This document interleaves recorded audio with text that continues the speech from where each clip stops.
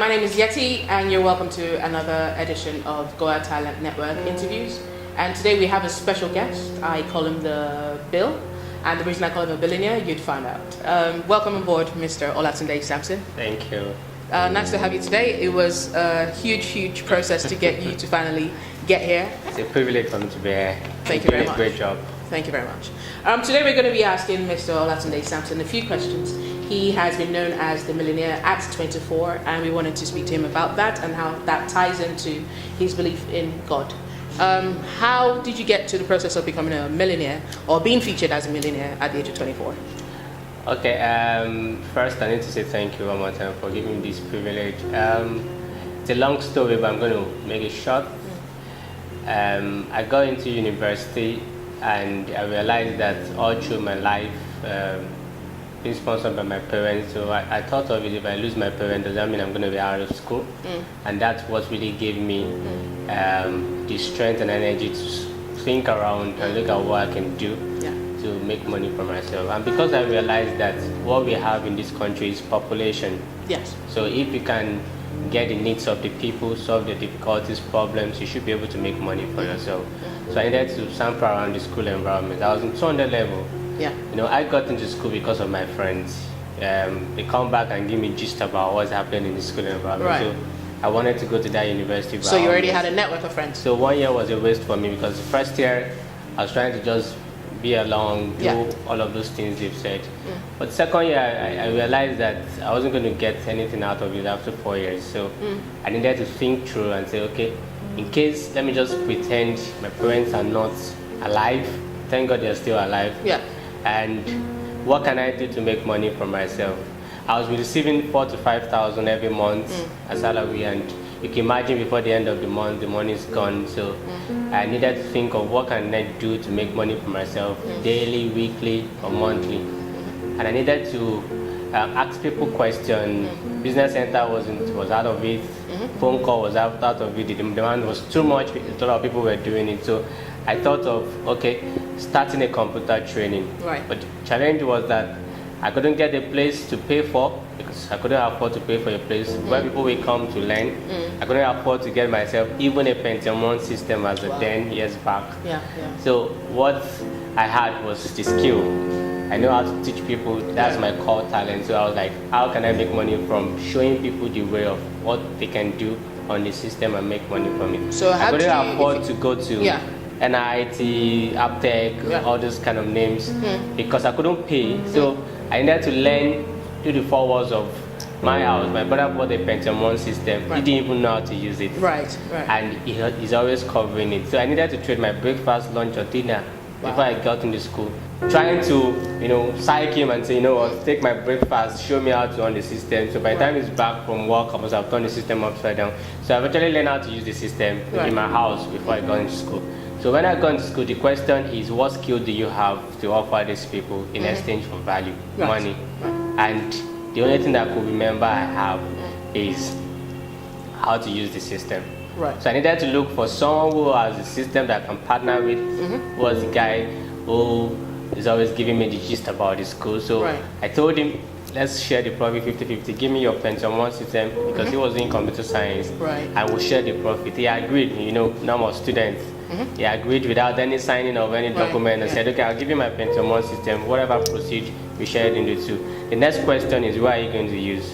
Luckily for me, I attend a William church and the pastor is always preaching, hammering on us, stop collecting money from your parents. So we said the next thing is go meet the pastor, tell the pastor to give us to church where we can use for training. So he announced us to the church on a Sunday, blow out, the opportunity to people on how they can work with us and all of that. And before you could know what was happening, the next week we had over 70 people already registered. Was this for free or did you charge? It was free, but I needed to think around it. Oh, how will I make money? So I said, okay, we'll sell manual. Right. We did photocopy of a manual for like 200 naira. We're selling for 1,000 naira. So for every manual we sell, we're making 800 naira. And I realized that because the demand was high, we run trainings morning, afternoon, evening before the church service. And because then if you don't have skills on how to use the system, you may not be gainfully employed in Nigeria. So it was true. you know, what we were using to sell, you know, to people in church and all of that. And we got president from different school fellowship started calling and saying, "Oh, do this for our final year brethren," and all of that. Right. So it became real business. I ventured into business for survival reason. Yes. I didn't understand anything about business plan or whatever. There wasn't even a plan because the skill was only what I had to offer. So partnering with the Redeemed Church helped push that using forward. Pentium 1 of my friend's system was what got me into business. And over time, 2 years, because I started 200 level, and when I got to final year, I realized I needed to move out of the church. Yeah. Because we had over more than 10 school fellowship was already engaging me, so I was really now charging. Did the pastor not ask for some profit out of everything I was doing there? He was just happy because most of his message was using me as, you know, example. Look at this boy that came to us. So it was like every other person was trying to look for what they had. And I guess everybody probably got into computer training. No, they got into it because I was really making money. It got to a stage I was helping people to pay school fees, house rent, because it was really, the business was really making me a lot of money. And you know, the funniest thing is I couldn't tell my parents I was into business. So for 2 years, engaging myself in that kind of profit-making business, I couldn't say anything. So they didn't to see them. any change in you? They realized that I wasn't calling often, you know, the way I used to call. And before you say the last word of asking for money, they just cut you off the phone. So they realized I wasn't even bothered asking for money. And you know, when you're not used to doing things that you used to do, your parents will be wondering, is this guy doing calls? You know, and all of that. You know. So one day I got my mom calling me. I was like, okay, I need to see you. You have to come home. I realized you don't come home as often. You don't ask for money. Have you joined calls? What is happening? And all of that. So I was reluctant. I needed to talk to my friend who gave me Pentium 1 that I should not say anything because my mom knows how to get information. So I was really, I had to beg him to please not say anything that I would disclose. So when I got to fund level, I realized that okay, at this stage, this business can stand on its own. And the beauty of it was that because of I did business admin when I was in school, and because of what they've taught us in school, you know, even though it's not practical, how do you manage your business and all of that, and what I've read online gave me more idea of how to manage business, and that gave me the impression of I can engage people in computer science, you know, who are still students, to come on board. And I'll be paying them for per day, whatever training they do. So I needed to engage 300 level to 400 level students to come train so that I can free myself to focus on my project and all of that. You know, and that was what gave the idea of you needed to structure this business and register the business. So I incorporated the business 400 level. That's the company now, Business Empire Limited, which is now a group of companies, and we're doing 8 years already. But I started the company when I was in the 400 level. So I engaged 3 people to come on board. They would teach. So I became like a manager, you know, because I needed to focus on my project, try to wrap up with school, and be able to also engage myself. So I introduced speaking engagement to it. So it's that you engage me to come speak somewhere, or you make me train you on how to use the system, or I send people to you. So what would you say is your first love then? Would you say your Pentium 1 and the IT part, or would you say speaking engagements? What's your, if you were to choose one, what would you choose? I'll say it's my computer training stuff. That gave me my first million, because I realized that when I got to 400 level, people were coming to me and they were asking me to start a cyber cafe, because they always wanted to go on the system, browse for things. They had assignments, they had projects. The people were coming to me to make me do projects for them. You know, you're a computer person, you understand how to use the Google. So I realized that this is an opportunity, and that was what really made me stop computer training to move to the IT business that we do today, because of the demand. And that's one of the things I want people to understand. You get, when you're into a business and you see people asking you for what you don't know how to do, it's that time you think through that part, because the demand is coming from them, and if you make it available for them, they'll be willing to pay you. So they were the one that gave me an idea of how to move my business to the next level. I was only interested in training people and make money for myself. But because I realized that I was going to be out of school that year, and I needed to go for another 1 year where I say, I don't want this business to be standstill, I don't want the business to depend on me. So I needed to think of a way around it. So I needed to go for a course at Success Digest. It was 25,000. I couldn't afford 25,000 at that time because all my money I paid for rent. I was trying to structure the business, paying for registration and all of that. And I went for the training. 3 people gave me money actually. My friend gave me part of school fees, another person gave me part of house rent, the last person gave me part of salary. So I was able to raise 25,000. So and I got into the training just 5 days. I got there the 3rd day. So I was really curious, asking so many questions, and the facilitator just told me, don't worry, at the end of the 5th day, I expect that you understand how to do business online. So I needed to sit under Dr. Sonny Ojadbasi, that's the owner of Complete Sport today in Nigeria, and Success Digest, to understand, I browse, see things, see what people say about making money online. But I wanted to be sure that really there are people in this country making money. Sure. And he was really making money out of it because it shows his account and all of that. And I realized that, okay, it means that I can do business. Yeah. And going through his class and understanding how this business, I realized it gave me a confirmation that, okay, this is what I've read online, offline. And it means that if I try it, I can do business. And he gave us a CD. The CD is called Private Label Right. Private Label Right gives you access to expert products with the right that you can resell and make money from it. And I was able to browse more. Because I bought 25,000, boasting that when I come back, I will double their money. I couldn't get to my school until late in the night because the next day, if I see these people, they're going to ask me for the money. So it was really tough for me. I was in between trying to give 25,000 the next day, which I didn't have for just a CD, and trying to implement what he taught us during the 5 days. So in the middle of the night, woke up on the system, put the CD, and trying to look at my notes. And in that middle of the night, I structured the handbill, format I want to use in selling it. I structured burning the CDs in other empty CDs. And first thing in the morning, called the printer, gave the printer a deadline to help me come up with 1,000 copies of handbill. Right. Called 3 of my friends, that's Olamide, who is my friend, who gave me the printer one, and 2 other persons. I said, you know what, can we just stand at bus terminal at Olabisi University? First thing in the morning, 6:30, anybody trying to get a bus, to the school, a bus, we need to get a copy of this handbill. Let's see what happens. So I realized that so many people were holding the handbill, and my phone. Wow. People were just calling, where are you? We need a copy of this CD. So I needed to study myself at photographer stand to be able to attend to people. Within a week, I made 100,000. Wow.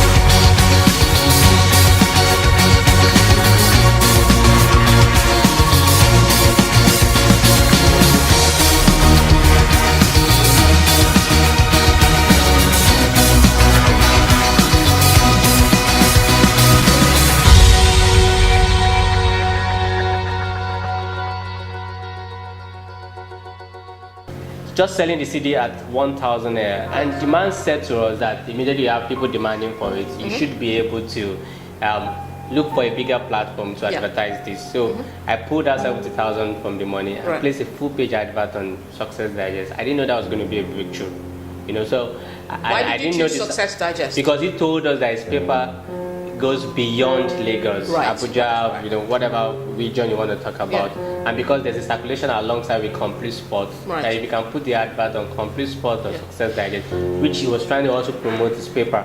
But because of the reach and the demand of people reading that paper, you should be able to get more attention of people trying to sell.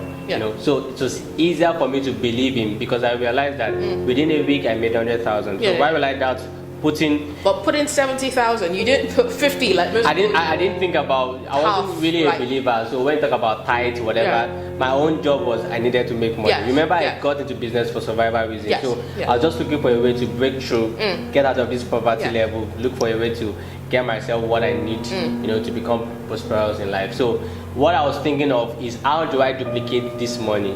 What about if students stop buying this? What next? happens? So as the money was coming in, I needed to pay these guys 25,000, added 5,000 to their money, share it and say thank you to them, and put the remaining 70,000, not even minding that I don't have anything again on. So life is about risk. So I took the risk of let me try. You call yourself a risk taker then? Yes, I am. That's who an entrepreneur is. And trying to put the money, I realized that people were now calling. At that time, we needed to put 3 prices on the newspaper. So and we gave 1 week deadline. So it's either you buy for 5,000, 7,500, or you go for 25,000. So people were demanding. They weren't calling. They were just paying to the bank. So I just go on my phone, alert 5,000, 5,000. So next time when you call, we tell you sorry, no more 5,000, 7,500. People were still paying as far as Port Harcourt, Enugu, Abuja, and because he also said the moment you realize that people are still demanding, look for another platform.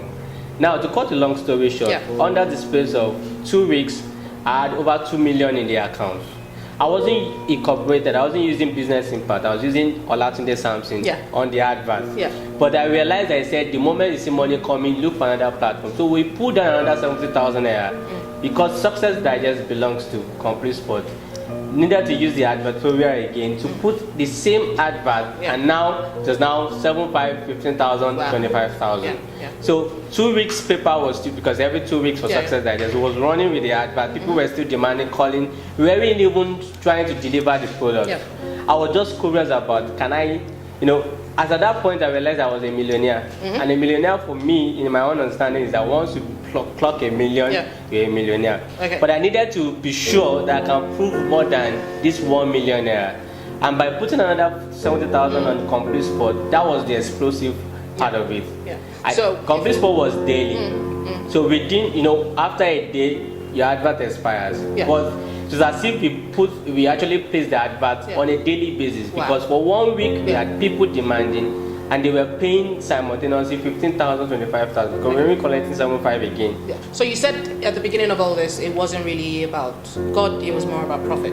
So at what point? It's about survival. About survival. So at what point did God fit into all this and getting to use your gift? I think I got the proper understanding at the point where I got to my final year. Because 2 years was like gambling. Let's try it, will it work? So I got a proper understanding that, you're a business admin student, you're in business. I think God wants to help me in this direction. And because of my understanding about God and about business, I realized at that point, you have to separate yourself from the business. Okay, so what advice would you give those out there that think Christians cannot make money? They think that, you have to compromise on your gift. I don't think you compromise on your gift. No, I didn't. Same way God takes risks by helping those who do not deserve to be helped. I would say you're somebody who just took risks, and I'd say that's pretty similar to what God does with people, where people that don't deserve a chance in life, He gives it to them. So what advice would you give to those people out there who think, I need to compromise on my gift and just do the wrong things? Rather, I'm seeing this guy driving the latest Range Rover, I want to do that. What advice would you give them? I think the critical advice I would give people, and this is what I tell any young person I see, that you need 3 critical sets in life. You need your mindset, your skill set, and your tool set. I think one problem about Christians is that they rely and believe that God will do everything. When you say God bless me, He said He will bless the works of your hands. So if your hand is not doing nothing, you keep blessing the emptiness in your hands. So your hands must be engaged in something. Definitely. Now, so if God gives you an idea, He expects you to have the power to make choices. So He expects that you take the first step and He will back you up. So if you understand how to use set, which is your mindset, out of the abundance of the heart the mouth speaks. Guide your heart with all diligence. So the question is, what kind of material do you consume? Which is the information part of it. So apart from reading the Bible, do you read books? Do you listen to tapes, audios, and all of that has to do with your business and how to fire up your mind? Because what you conceive, your thought pattern is who you are today. So I advise people that you really need to guide your mind, because if you guide your mind and you're positive about everything you do, definitely you're going to prosper in it. Now that comes to this skill set. Now if God gives you an idea and says that you're going to be a motivational speaker, you need to acquire skill. Right. So do you have mentors? Who are mentors? People that help you eliminate all forms of mistakes and errors and help you get to your place of destination on time. Mentors are people that are ahead of you. Most people, it's a pastor. Would you say they should move outside of the typical cliche of a pastor? I won't say you should stay with your pastor. If your pastor does not have the skills, the knowledge base, why will you stay with your pastor? Look for a professional and make sure that the value system of that person is positive, is aligned with God's will, and this person can help you. If my pastor is not in my own profession, it may just help me in the spiritual aspect of it. It may not be able to help me in the professional aspect of it. So you need your pastor. Like someone said, you may not be able to hide things from two people, your pastor and your doctor, and God, who has everything. So what we are saying in essence is, if you need to acquire the necessary skill, go for training, have mentors, read books, do that, because it will enhance your gift. Sure. And it's very simple. The parable of dollar in the Bible in Matthew 25:12, and if you read through, you understand that the first two, not that everybody had a talent, a gift, but the first two, they had the mindset, the skill, they had positive that I can go ahead and trade this. With the acquired skills they had, and with the necessary tool, which is the resources, they were able to duplicate. But the last guy, because he lacked adequate knowledge, he couldn't even know how to put the money in a fixed deposit. He needed to go on the ground and eat. So that's what happens to most Christians. You believe God, you keep praying, but you are not checking yourself. What do I lack? What do I need to put in place? And the tool is just something that makes you very effective and efficient. So if I am a motivational speaker and I'll be able to brand myself, learn the necessary skills, the next thing I have to do is, do I have necessary tools? Do I have platforms I can leverage on? I can use the platform to project myself. These are tools that you need. So what we are saying is that there's a God factor and there's a man factor. The God factor will always be very active if you work with the man factor. The man factor is learn how to use the skill set, your mindset, skill set, and your tool set. If you can do that, definitely you'll be able to prosper in everything you're doing. Thank you very much. I definitely like to end the interview on that note. We are definitely a network that you could work with.